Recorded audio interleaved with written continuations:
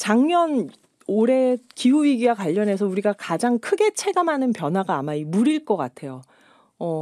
작년 여름에 서울 강남 도심이 침수가 돼서 다들 깜짝 놀라셨잖아요. 2010년에는 광화문이 물에 잠긴 일이 있었고 강남역은 2012년에도 잠겼었는데 작년에 또 잠겨서 강남역 사거리에 차량들이 물에 잠기고 꼭대기만 남아있는데 누군가 앉아있는 사진이 한참 돌 정도였죠. 그리고 또 최근에 남부지방은 최악의 가뭄 사태라고 해요. 이렇게 침수, 가뭄 이런 일들이 아무래도 기후변화, 특히 물순환과 관련이 있지 않을까 생각들을 하실 텐데요. 그래서 오늘은 이 분야 전문가를 모셔서 기후위기와 물순환에 대해서 이야기를 들어보려고 합니다. 한국저영향개발협회 최경영 협회장님 나오셨습니다. 반갑습니다, 선생님. 예, 먼저 제가 협회 이름을 읽을 때 천천히 읽었잖아요. 이게 저희가 좀 어려워요. 사단법인 한국저영향개발협회. 이 명칭이 생소한데 어떤 의미고 어떻게 만들어졌는지 좀 간단히 말씀해 주실 수 있을까요? 예, 안녕하세요. 저도 한번 다시 한국저영향개발협회 협회장 최경영입니다. 네. 한국저영향개발협회라는 말은 말 그대로 자연환경에 영향을 가능하면 적게 미칠 수 있는 개발 이런 것들을 의미합니다. 아파트를 짓고 또 산업단지를 만들고 도로와 철도를 놓는데 우리는 많은 자연을 훼손할 수밖에 없었습니다. 네. 그로 인해서 사람들이 편한 생활을 하고 있는 것도 사실이지만 반대로 기후변화를 일으켜서 엄청난 자연계의 재해를 겪고 있는 것도 사실이거든요. 네네. 저희 협회는 이렇게 자연과 가능한 한 조화를 이룰 수 있도록 또 영향을 덜 미칠 수 있도록 그러한 제품들을 개발하는 또 그 제품을 보급하는 그런 기업들, 연구자들, 시민들 이렇게 함께 만든 환경부 등록단체입니다. 아, 네네. 그래서 기업, 연구자, 시민들이 함께 만든 저영향 개발협회 개발을 하되 환경이나 이런 영향을 적게 주는 방식으로 개발을 하자 이런 취지의 조직인 맞습니다. 거죠. 예. 그래서 지금은 이제 탄소 중립과 기후 변화 대응을 위해서 활동을 하신다고 했는데 이 회원들이 어떤 분들일까요? 그러면 회장님은 또 개인적으로 어떤 분야에서 어떤 일을 하셨는지 궁금해지는데요. 예, 저희 협회 회원분들은 네. 다양한 분야의 분들이 함께 활동을 하고 있어요. 네. 크게 세 가지 부류로 구분할 수 있을 것 같은데요. 첫 번째는 그 물순환과 관련돼서 여러 가지 기술들을 개발하고 또 제품을 생산해서 보급하는 기업. 다시 말씀드리면 하드웨어 쪽을 담당하는 기업들이 있고요. 기술 개발. 네. 두 번째 그룹은 이러한 그 물순환 여러 가지 기술들을 IoT하고 연계해서 빗물이 어디에 떨어져서 어디로 흘러가는지 또 어디에 어떤 시설을 또 어떤 제품을 설치하는 것이 효율적인지 이런 각각의 제품들과 시설들의 기능을 제대로 할 수 있게끔 스마트하게 계획하고 설계하고 시공하고 모니터링할 수 있는 그런 IoT 기업들 즉 소프트웨어에 해당하는 그 기업들이 포함되어 있고요. 예, 근데 IoT 기업들 하면은 저희가 잘 모를 수 있는데 여기 보니까 뭐 스마트 CCTV, 네. 뭐 데이터 프로그램, 관리 프로그램, 센서 이런 걸 얘기를 하신다고요. 맞습니다. 예. 그러니까 비가 오면 어디 얼마나 떨어졌는지 그물이 현재 얼마만큼 증발하고 있는지 얼마만큼 스며들고 있는지 뭐 이런 것들을 알려줄 수 있게끔 스마트하게 알려줄 수 있는 그런 걸 자동 말씀드리고요. 측정해서. 네네. 그다음에 이제 마지막 그룹이라고 한다면 이러한 그 기술들을 가지고 도시를 설계하는 분들 또 시공하는 분들 또 연구기관, 대학 또 시민운동 이런 분들이 같이 모여서 활동하고 있습니다. 네, 그렇군요. 하드웨어, 소프트웨어, 또 설계하고 활동하는 운동가 그룹 이렇게 네. 전문가 그룹 이렇게 세 개의 그룹이 크게 나뉘어진다 회원들이. 그러셨는데 회장님은 그렇다면 어떤 분야에서 어떤 일을? 예. 저는 사실 그 서울대학교에서 농학 박사를 했어요. 네. 근데 이제 농학 박사를 하면서 생태 쪽을 공부하고 그다음에 환경보관공학으로 다시 또 공학 박사를 좀 취득하게 됐습니다. 네. 지난 30년간 이쪽과 관련된 연구들을 꾸준히 좀 해왔고요. 그래서 이 개발된 기술을 특정 기업이 혼자 사용하는 것이 아니라 우리 회원사들이 공유해서 같이 기술을 사용할 수 있게끔 이렇게 함으로써 우수한 기술을 가진 중소기업들이 대기업의 하드급으로서의 역할만을 하는 것이 아니라 각자 가진 우수한 기술들을 기반으로 해서 수익을 창출하고 또 경쟁력을 갖출 수 있도록 해서 이들과 함께 세계 시장으로 진출할 수 있도록 그러한 플랫폼을 만드는 일들을 주로 하고 있습니다. 아, 네. 환경보건공학 전공을 하셨고 그래서 이런 다양한 기술을 우수한 기술을 가진 중소기업들을 묶어서 플랫폼을 통해서 이제 해외 시장에도 진출하고 우리나라에도 이 물순환 기술에 대해서 보급을 하려는 그런 활동을 하고 계신 거죠. 예, 맞습니다. 그래서 이게 물 관련 정책을 저도 기억이 나는데 옛날에는 빗물 받아서 뭐에 쓰자 이런 재이용을 주로 얘기를 했는데 오늘은 물 순환을 강조한다고 하셔서 이게 어떤 차이가 있는지 좀 궁금합니다. 예, 말씀하신 대로 우리나라는 물 부족 국가라고 하는 거 사실이죠. 네네. 그래서 과거에는 이런 그 물 부족을 강조하면서 빗물을 재이용하는 쪽으로 강조를 해왔어요. 네. 우리나라 강우 패턴을 보면 장마에 집중되는 특징이 있고요. 그래서 봄에는 건조한 시기 또 산불의 발생 빈도도 늘어났고요. 물 부족을 겪는 시기도 상당히 많이 늘어났던 것이 사실이에요. 근데 여기에서 우리가 이런 부분에 있어서는 좀 논란의 여지는 있긴 하겠지만 네. 우리가 많은 비용을 투자해서 만들어 놓은 4대강 보를 슬기롭게 활용하는 방안을 모색하는 것도 하나의 방법일 수 네, 있는데요. 이거 중요한 말씀 같아요. 네, 네. 네. 하지만 이제 또 하나 그 도시 지역에 또 빗물 이용 시설들을 많이 하고 있어요. 녹색 건물이라든지 공공 건물이라든지 네. 뭐 이런데 빗물 저류조를 설치해가지고 빗물 이용을 권장하고 있는데요.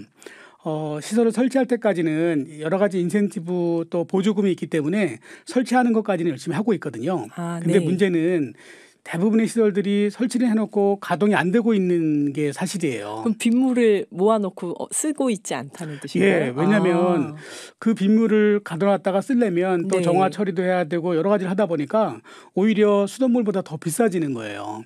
그러다 보니까 모아는 놨지만 실질적으로 활용을 안 하는 그런 네. 좀 슬픈 이야기들인 거죠. 네. 그래서 우리가 조금 생각을 바꿀 필요가 있을 것 같아요. 그러니까 이런 시설들은 분명히 필요하거든요. 네네. 비가 많이 왔을 때 빗물을 저장하는 시설들은 분명히 필요한데 꼭 그걸 지금 활용해야 된다라고 법으로 할 것이 아니라 사실 빗물이 수돗물보다 더 싸진다면 아마 사용하지 말라 그래도 사용할 거예요. 그렇게 그죠? 되겠죠. 그래서 일단은 모아놨다가 이거를 비가 그치면 방류를 하게 하고 네. 그러면 방류된 물은 흘러가면서 여러 가지 생태적인 기능도 할 거고 네. 그리고 도시를 시원하게 할 수도 있고 여러 가지 기능을 할 수 있기 때문에 네. 이렇게 물이 순환하는 것도 물을 이용하는 것이다. 이용하는 측면에서 같이 우리가 포함을 해서 생각하는 것이 필요하다라고 생각을 합니다. 그러면 지금은 빗물을 방류 못하게 돼 있나요? 저장을 하면? 방류를 못하는 건 아닌데 네. 이용을 하는 것으로 돼 있다 보니까 이용해야 된다. 네, 이렇게 네. 정해져 있다 보니까 그렇죠. 규칙이 네. 그냥 방류를 하지는 못하는 거네요. 네. 그러면 그렇구나.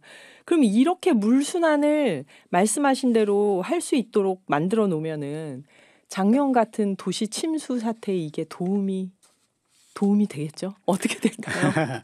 예, 물론 도움이 됩니다. 네. 근데 우리가 사실 작년에 서울시가 침수된 사건을 보면 네. 어느 한 가지 방법으로 해결할 수 있는 문제는 아닌 것 같아요. 사실 1시간 동안에 141.5mm 엄청난 비가 한꺼번에 왔거든요. 네. 24시간 기준으로 봤을 때도 435mm라고 하는 엄청난 비물이 한꺼번에 내렸어요. 와서.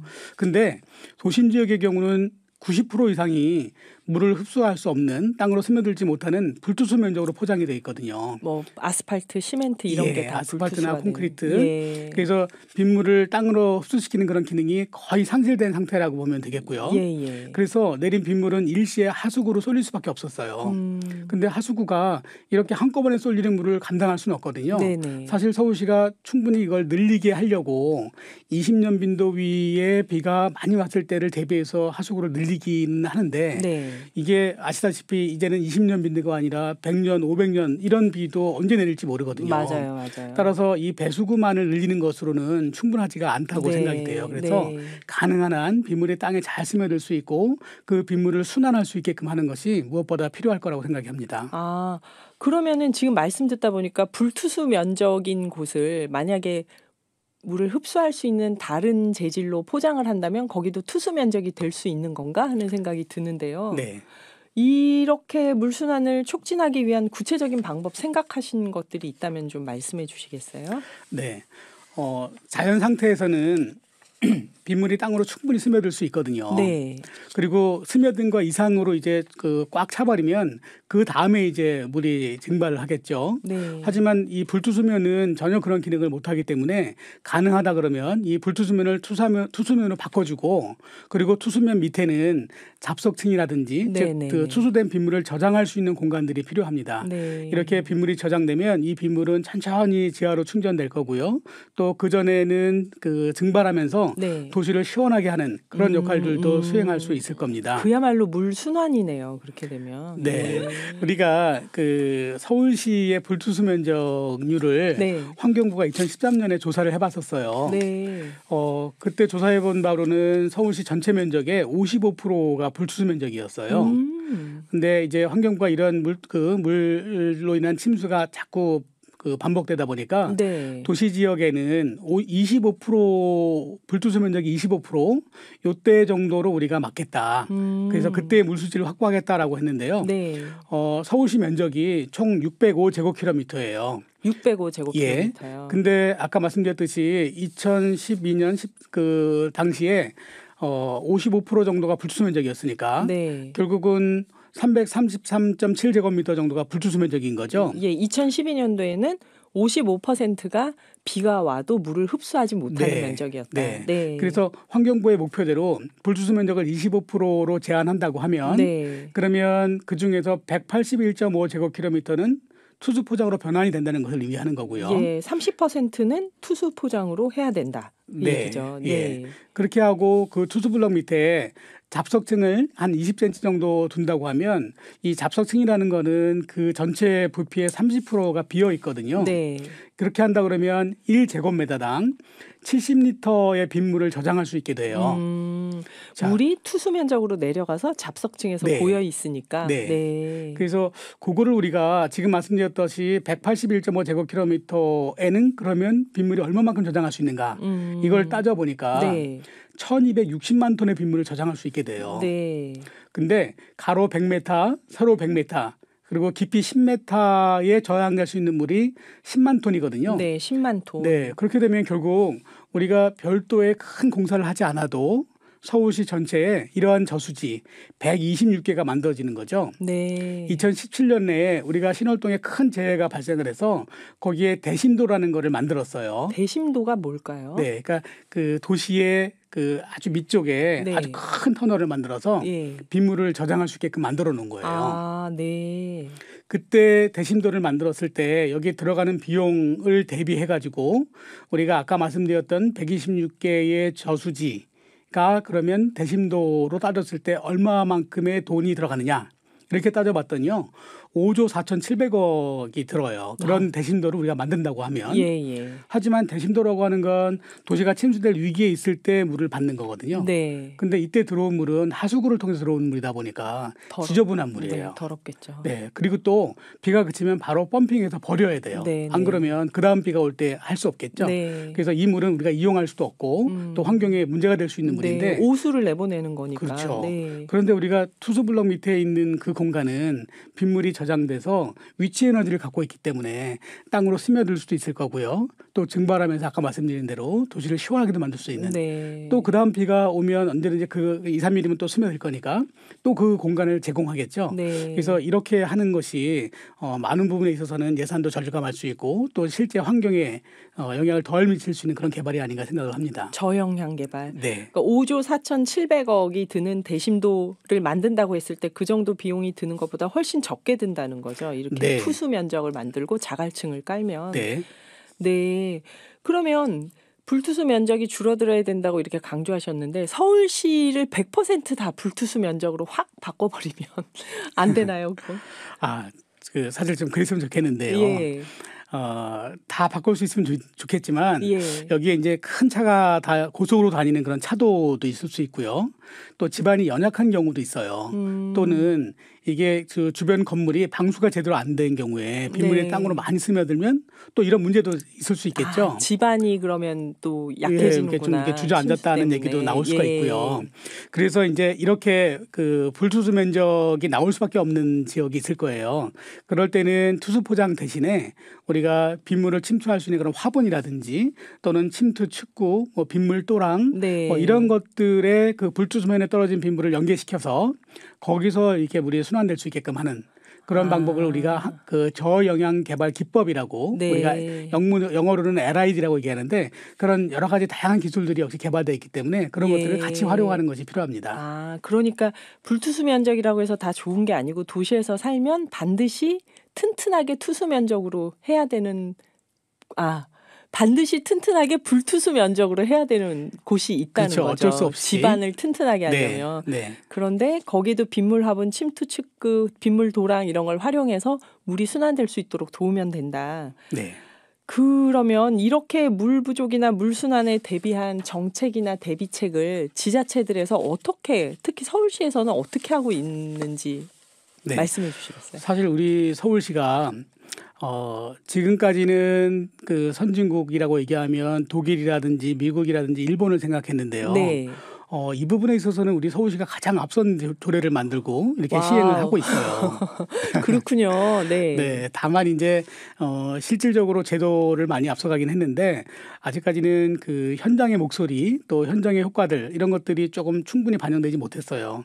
근데 이제 안양시라든지 광명시라든지 용인시, 세종시 이런 그 지자체들이 자기 지역에 맞는 상황 또 좀 더 진보된 조례안들을 만들어서 서울시가 그동안 이런 제도들을 추진하면서 겪었던 여러 가지 문제점들을 보완할 수 있는 그러한 노력들을 진행을 하고 있는 중입니다. 안양시, 광명시, 용인시, 세종시에 살고 계시는 분들은 네, 서울시보다 진보한 조례들을 추진하고 있다고 합니다. 그럼 서울시가 현장의 목소리를 제대로 반영하지 못하는 부분은 어떤 걸까요? 딱 하나 뭐 이걸 고쳐주세요 하고 말씀하신다면. 네, 일단 제도는 좋은데 네. 그 현장을 모른다. 다시 말씀드리면 서울시가 투수 성능이 좋은 제품을 즉 안 막히는 투수 블럭을 미리 골라서 쓰겠다. 네. 이렇게 해서 이제 투수 성능 지속성 검증 제도라는 걸 만들었어요. 네. 근데 이제 문제는 뭐냐면 기존에 이 그 만든 기준이라는 것은 블록 자체로 투수가 되는 블록을 우리가 전면 투수 블록이라고 하는데요. 네. 그런 블록에 시험하는 방법만을 가지고 있다. 그런데 그 전면으로 이렇게 공격에서 물이 투수가 되는 블록은요. 실제 시공할 때 그 블록 사이사이마다 줄눈제라고 하는 모래를 끼워 넣어야만 이 블록이 안 움직이기 때문에 네. 그 모래를 이 시공한 표면에 잔뜩 뿌려요.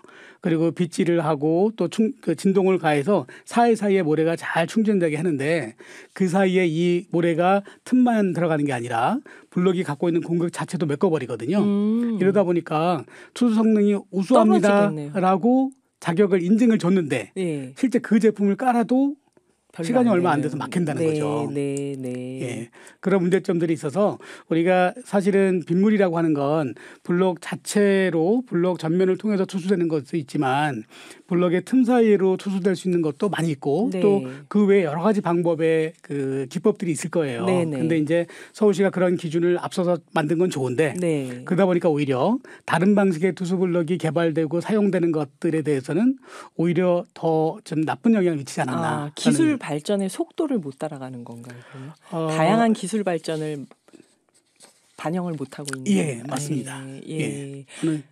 그 한 가지 통일된 한 가지 기준을 하다 보니까 다른 기술들이 쓰일 그 기회가 줄어들었다는 거죠. 네. 신기하지 않나요? 도시의 바닥은 다 시멘트 콘크리트니까 물을 흡수 못할 것이다 했는데 오늘 사단법인 한국저영양개발협회 최경영 회장님께서 아니다. 물을 흡수하는 블록으로 도시 바닥을 건설할 수 있다. 필요한 곳은.